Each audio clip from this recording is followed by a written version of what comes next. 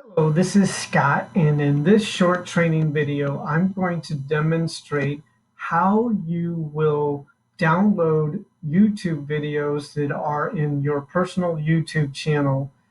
And let's begin.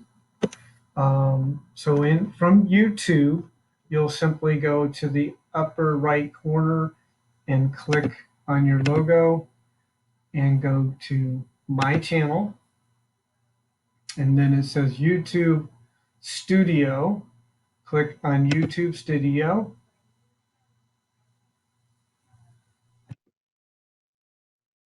and then it's going to take you to this dashboard, and then you just click on videos on the menu on the left side, and then it's going to show all your videos that you've uploaded, and then you just go to the one that you want to download, and there'll be three little dots. That's a menu. Click on that, and then click on download.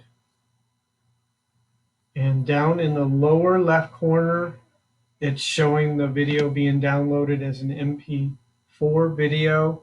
Therefore, from this point, once it's downloaded, you could use it in other places.